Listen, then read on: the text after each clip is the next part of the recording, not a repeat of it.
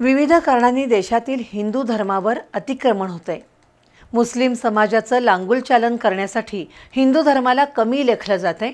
अशा अपप्रवृत्ती विरोधात समाजाने संघटित व्हावं असं आवाहन विश्व हिंदू परिषदेचे राष्ट्रीय संघटक महामंत्री मिलिंद परांडे यांनी कोल्हापुरात पत्रकारांशी बोलताना केलं।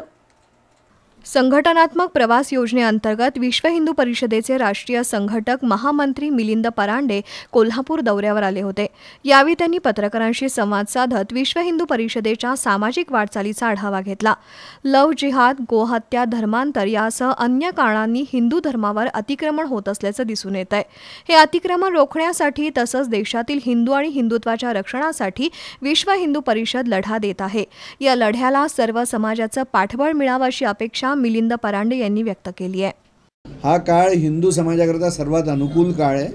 हिंदूचं जागरण होतं, हिंदूचं संघटन वाढत चाललेलं आहे आणि म्हणून हे पुढचे 100 वर्ष हिंदू समाजाची नक्कीच आहेत। आत्ता एवढं तर आपण नक्की म्हणू शकू, मागच्या 1500 वर्षातला सर्वात अनुकूल काळ आहे।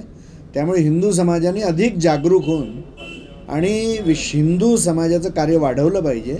ते केवळ हिंदूंकरता आवश्यक नाही आहे, तर विश्व कल्याणासाठी सुद्धा हिंदुत्वाचं कार्य खूप आवश्यक आहे आणि मला विश्वास आहे की हिंदू समाज निश्चितच भविष्यामध्ये खूप पुढे जाईल।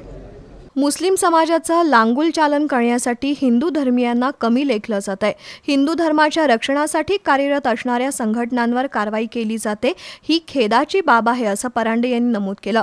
हिंदू धर्माचा भविष्यकाळ उज्ज्वल आहे। यापुढेही हजारो वर्ष हिंदू धर्माचं अस्तित्व टिकून राहील असा विश्वासही मिलिंद परांडे यांनी व्यक्त केला। यावेळी परिषदेचे अध्यक्ष कुंदन पाटील, उपाध्यक्ष शांतीबाई लिंबाणी, सहमंत्री अनिल दिगे, संजय मुरदाळे, शिवप्रसाद व्यास उपस्थित होते।